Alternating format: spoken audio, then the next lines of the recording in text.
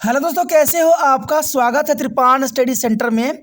आज जो हम करने जा रहे हैं class 10 science and technology chapter, यानी यहाँ पर जो है साइंस और प्रौद्योगिकी जो हमारा क्लास 10वीं का है, काफ़ी महत्वपूर्ण चैप्टर है। हेरिडिटी एंड एवोल्यूशन यानी आनुवंशिकता और विकास काफ़ी महत्वपूर्ण रहेगा। यहाँ पर जो है हम कुछ क्वेश्चनों को उठाएंगे जो एग्ज़ाम व्यू से काफ़ी महत्वपूर्ण रहेगा, और उन क्वेश्चनों को जो है एनालाइज करेंगे, समझेंगे और हर बात को जो है क्लैरिटी करने की कोशिश करेंगे। इसमें हर बात की जाएगी जो आपके लिए महत्वपूर्ण रहेगा, और कुछ क्वेश्चनों का जो यहाँ महत्व रहेगा काफ़ी महत्वपूर्ण रहेगा। और इन क्वेश्चनों को करने से पहले एक बात जो मैं हमेशा कहता हूँ, जिसको आपको सोचना भी चाहिए, विचार भी करना चाहिए, इवन अमल भी करना चाहिए, वो ये है कि जब भी वीडियो देखिए पूरा देखिए, क्योंकि अधूरा जानकारी सदैव खतरनाक होता है। साथ में एक इंपॉर्टेंट बात ये भी रहता है, अगर आप पहली बार वीडियो देख रहे हो तो लाइक शेयर सब्सक्राइब करना मत भूलना, क्योंकि दोस्तों लाइक कीजिएगा तो बनाने वाले का मनोबल बढ़ता है, सब्सक्राइब कीजिएगा तो इससे ये होता है कि जब भी मैं कोई वीडियो डालूंगा उसका नोटिफिकेशन आपको समय रहते मिल जाएगा। और देखिए शेयर का मतलब ये होता है कि आपके थ्रू न जाने किन बच्चों को हेल्प मिल जाए, ये आप भी नहीं जानोगे, इसलिए जो है आप शेयर जरूर करो, ठीक है। व्हाट्सएप स्टेटस पे भी लगाओ। दोस्तों एनएसएस सेंटर जो है कई मानने में बहुत से बच्चों के लिए हेल्पफुल है, चाहे वो 8th क्लास हो, 9th 10th 11th 12th हो, चाहे वो एनआईएस बोर्ड के बच्चे हों, ठीक है, चाहे बीए एमए के बच्चे हो, सभी क्लासों के लिए कुछ ना कुछ जो है त्रिपाण एनएसएस सेंटर में उपलब्ध है। तो इसलिए आपके लिए ज़रूरी है कि आप सब्सक्राइब करके इसको चैनल को जो है सेव कर लो, नहीं तो बाद में अगर रिसर्च करोगे तो शायद आपको ये चैनल प्राप्त ना हो। तो इसलिए सोचना नहीं, विचार नहीं करना है, सब्सक्राइब करके जो है अपने पास सेव करना है। दोस्तों ये तो बात था आपके लिए, लेकिन अब देखते हैं हमारा आज टॉपिक क्या है।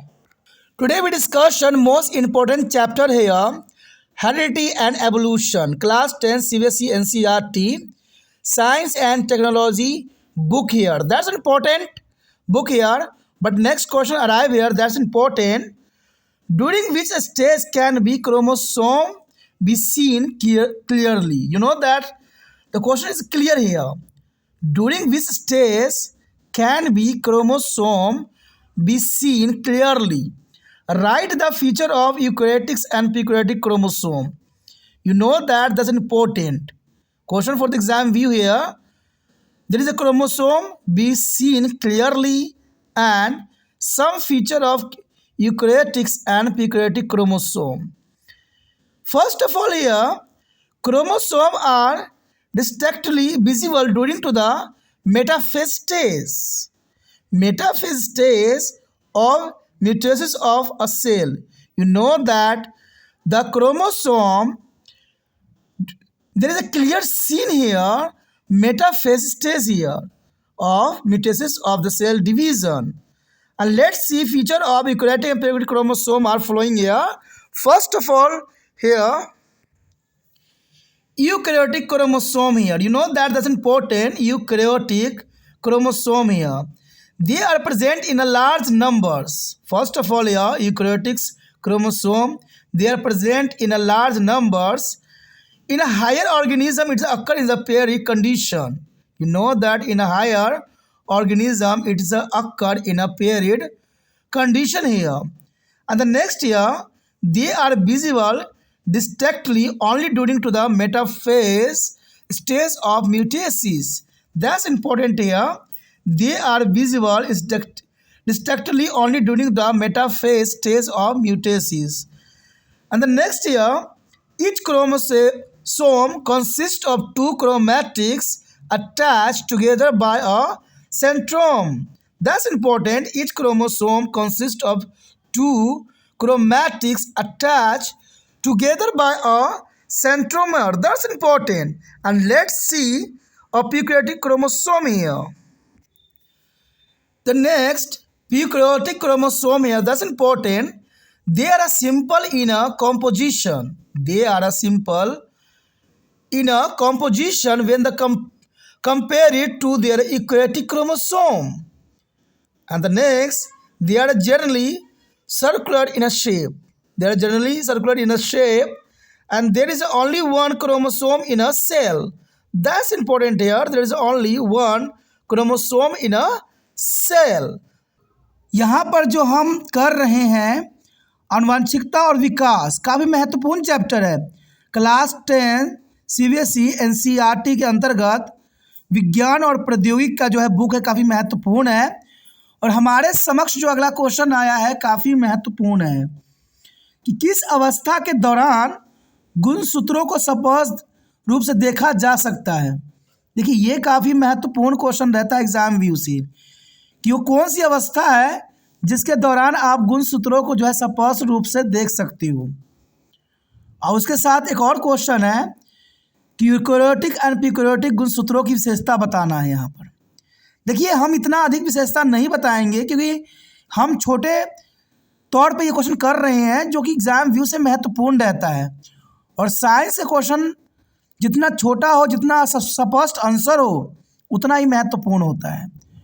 तो सबसे पहली बात तो किस अवस्था के दौरान गुणसूत्रों को स्पष्ट रूप से दिखाई देता है, तो ये क्वेश्चन जानना महत्वपूर्ण है।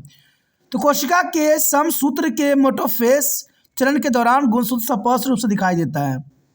यानी समसूत्रण विभाजन जब होती है, समसूत्री विभाजन, उस समय जब मेटाफेज आता है तो इसके दौरान जो होते हैं इसके गुणसूत्र स्पष्ट रूप से हम देखने योग्य होती हैं। और ये काफ़ी महत्वपूर्ण है।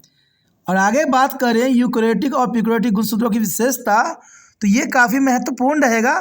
चलिए देखते हैं यूकैरियोटिक और प्रोकैरियोटिक गुणसूत्रों की क्या विशेषता है, यानी एक कोशिकीय और बहुकोशिकीय की क्या विशेषता है।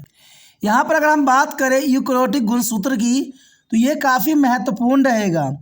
ये बहुत बड़ी संख्या में मौजूद होती है। तो ये काफ़ी महत्वपूर्ण बात है कि ये बहुत बड़ी संख्या में मौजूद होती है।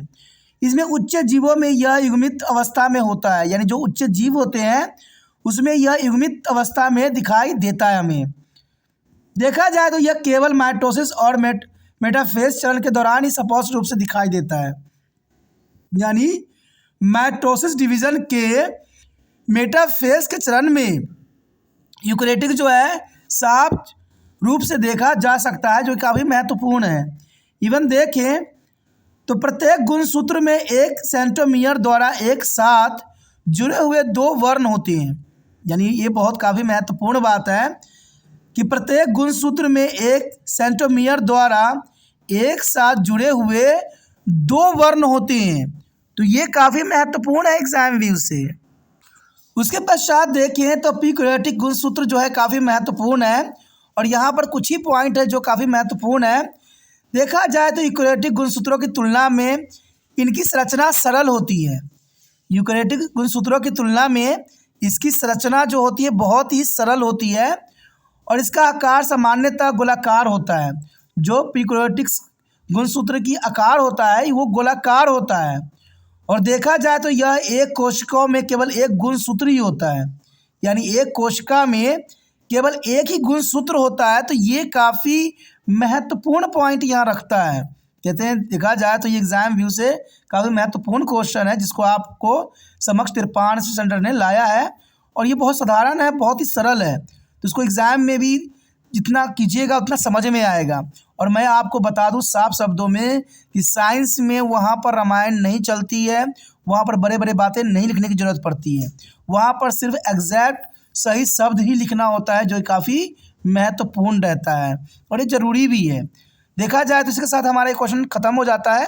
अगर क्वेश्चन और भी महत्वपूर्ण रहेगा तो आप बने रहे तिरपान स्टडी सेंटर के साथ। और जितना हो सके इस बात को जो है नोट करना है, समझना है, लिखना है और दूसरे बच्चों से शेयर करना है कि दूसरे बच्चों से जितना शेयर कीजिएगा उतना ही दूसरे बच्चों का केयर हो पाएगा। और शेयर करने के लिए कुछ नहीं करना है, यूट्यूब से लिंक को कॉपी करना है और व्हाट्सएप स्टेटस पर लगा देना है। पहली बार मेरे चैनल पे आए हो, पहली बार वीडियो देख रहे हो, समझ में आ रहा है, अच्छा लग रहा है और चाहते हो और भी वीडियो आपको इसी प्रकार प्राप्त होता रहे, तो जनरल सी बात है दोस्तों, चैनल को सब्सक्राइब कर लीजिए। क्योंकि आपको पता है कि तिरपान स्टडी सेंटर 8 से लेकर एमए तक बच्चों के लिए महत्वपूर्ण है। और कब कौन सा वीडियो आपके लिए महत्वपूर्ण होगा ये तभी आपको पता चलेगा जब आप नोटिफिकेशन का जो है इसमें अलार्म लगाइएगा। और ये तब होता है जब सब्सक्राइब बच्चे करते हैं और उसमें नोटिफिकेशन का ऑप्शन रहने देती हैं। तो ये समय समय पर आपको नोटिफिकेशन मिलता रहता है और जो वीडियो आपके लिए रहेगा उसको देखिए, समझिए और एग्जाम में अच्छे अंक प्राप्त कर लीजिए। तो ये सब तब होगा जब सब्सक्राइब कीजिएगा। सोचिए नहीं, विचार न कीजिए, अभी तिरपान को सब्सक्राइब करके मोबाइल में सेव कीजिए।